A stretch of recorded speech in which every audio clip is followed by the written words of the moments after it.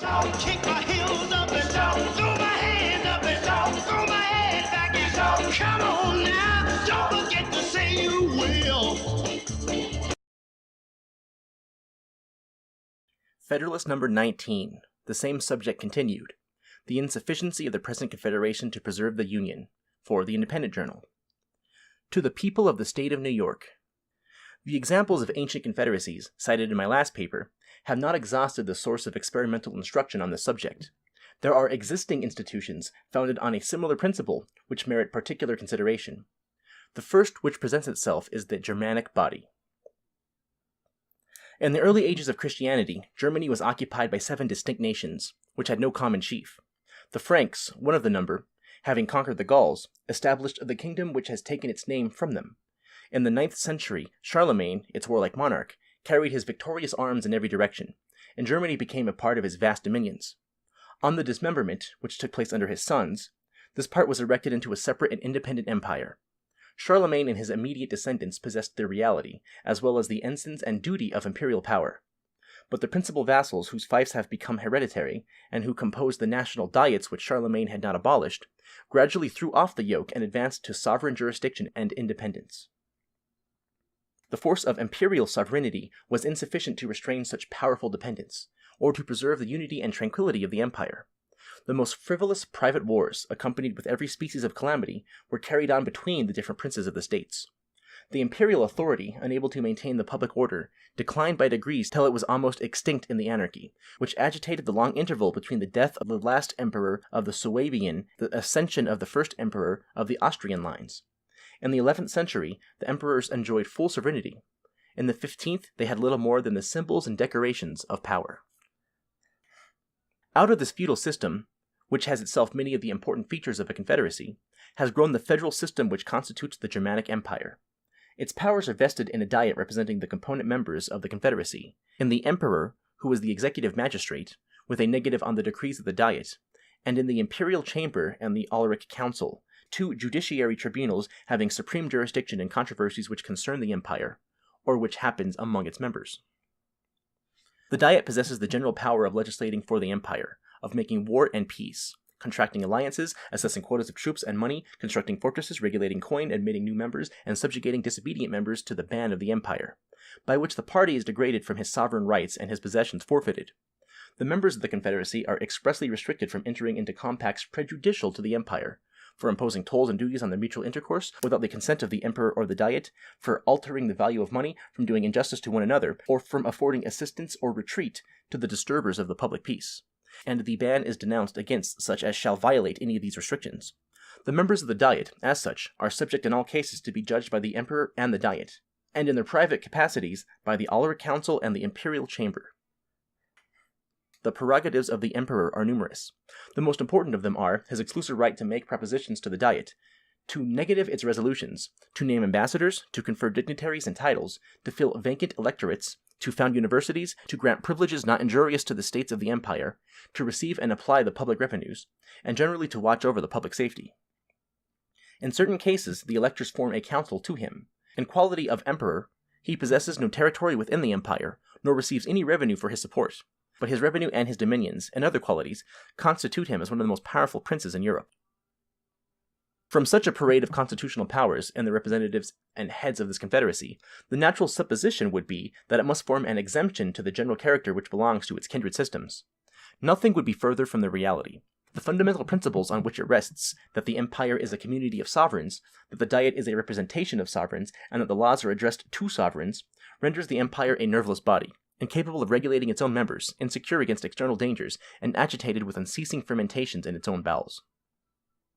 The history of Germany is a history of wars between the emperor and the princes and states, of wars among princes and states themselves, of the licentiousness of the strong and the oppression of the weak, of foreign intrusions and foreign intrigues, of requisitions of men and money disregarded or partially complied with, of attempts to divorce them, altogether abortive, or attended with slaughter and desolation, involving the innocent with the guilty, of general imbecility, confusion, and misery. In the 16th century, the emperor, with one part of his empire on his side, was seen engaged against the other princes and states. In one of the conflicts, the emperor himself was put to flight, and very near being made prisoner by the Elector of Saxony. The late King of Prussia was more than once pitted against his imperial sovereign, and commonly proved an overmatch for him. Controversies and wars among the members themselves have been so common that the German annals are crowded with bloody pages which describe them. Previous to the Peace of Westphalia, Germany was desolated by a war of 30 years, in which the emperor, with one half of the empire, was on one side, and Sweden, with the other half, on the opposite side. Peace was at length negotiated and dictated by foreign powers, and the articles of it, to which foreign powers are parties, made a fundamental part of the Germanic constitution. If the nation happens, on any emergency, to be more united by the necessity of self-defense, its situation is still deplorable. Military preparations must be preceded by so many tedious discussions arising from the jealousies, pride, separate views, and clashing pretensions of sovereign bodies, that before the Diet can settle the arrangements, the enemy are in the field, and before the federal troops are ready to take it, are retiring into winter quarters. The small body of national troops, which has been judged necessary in time of peace, is defectively kept up, badly paid, infected with local prejudices, and supported by irregular and disproportionate contributions to the treasury. The impossibility of maintaining order and dispensing justice among the sovereign subjects produced the experiment of dividing the empire into 9 or 10 circles or districts, of giving them an interior organization, and of charging them with the military execution of the laws against delinquent and contumacious members. This experiment has only served to demonstrate more fully the radical vice of the Constitution. Each circle is a miniature picture of the deformities of the political monster. They either fail to execute their commissions, or they do it with all the devastation and carnage of civil war. Sometimes whole circles are defaulters, and then they increase the mischief with which they were instituted to remedy. We may form some judgment of this scheme of military coercion from the sample given by Thuanus. In Donauwörth, a free imperial city in the circle of Swabia, the Abbé 300 de St. Croix enjoyed certain immunities which had been reserved for him. In the exercise of these, on some public occasions, outrages were committed on him by the people of the city. The consequence was that the city was put under the ban of the empire, and the Duke of Bavaria, though director of another circle, obtained an appointment to enforce it. He soon appeared before the city with a corps of 10,000 troops, and finding it a fit occasion, as he had secretly intended from the beginning, to revive an antiquated claim on the pretext that his ancestors had suffered the place to be dismembered from his territory, he took possession of it by his own name, disarmed and punished the inhabitants, and re-annexed the city to his domains. It may be asked, perhaps, what has so long kept this disjointed machine from falling entirely to pieces? The answer is obvious. The weakness of most of its members, who were unwilling to expose themselves to the mercy of foreign powers. The weakness of most of the principal members compared to the formidable powers around them, and the vast weight and influence with which the emperor derives from his separate and hereditary dominions, and the interest he feels in preserving a system with which his family pride is connected, which constitutes him the first prince in Europe. These causes support a feeble and precarious union, whilst the repellent quality, incident to the nature of sovereignty and which time continually strengthens, prevents any reform whatever, founded on a proper consolidation. Nor is it to be imagined, if this obstacle should be surmounted, that the neighboring powers would suffer a revolution to take place which would give the empire the force and preeminence to which it is entitled. Foreign nations have long considered themselves as interested in the changes made by events in this constitution, and have, on various occasions, betrayed their policy of perpetuating its anarchy and weakness. If more direct examples were wanting, Poland as a government over local sovereigns might not improperly be taken notice of. Nor could any proof more striking be given of the calamities flowing from such institutions. Equally unfit for self-government and self-defense, it has long been at the mercy of its powerful neighbors, who have lately had the mercy to disburden it of 1/3 of its people and its territories. The connection among the Swiss cantons scarcely amounts to a confederacy, though it is sometimes cited as an instance of the stability of such institutions. They have no common treasury, no common troops even in war, no common coin, no common judicatory, nor any other common mark of sovereignty.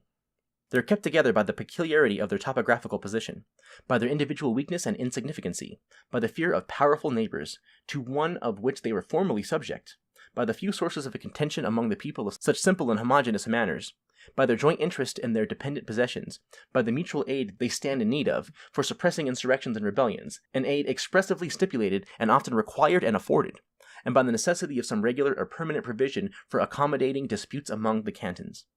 The provision is, that the parties at variance shall each choose 4 judges out of the neutral cantons, who in case of disagreement choose an umpire. This tribunal, under the oath of impartiality, pronounces definitive sentence, with which all the cantons are bound to enforce. The competency of this regulation may be estimated by a clause in their treaty of 1683, with Victor Amadeus of Savoy, in which he obliges himself to interpose as mediator in disputes between cantons, and to employ force, if necessary, against the contumacious party. So far as the peculiarity of their case will admit of comparison with that of the United States, it serves to confirm the principle intended to be established. Whatever efficacy the Union may have had in ordinary cases, it appears that the moment a cause of difference sprang up, capable of trying its strength, it failed. The controversies on the subject of religion, which in 3 instances have kindled violent and bloody contests, may be said in fact to have severed the league. The Protestant and Catholic cantons have since had their separate diets, where all the most important concerns are adjusted, and which have left the general diet little other business than to take care of the common bailages. That separation had another consequence, which merits attention. It produced opposite alliances with foreign powers, of Bern at the head of the Protestant Association with the United Provinces, and of Luzerne at the head of the Catholic Association with France. Publius.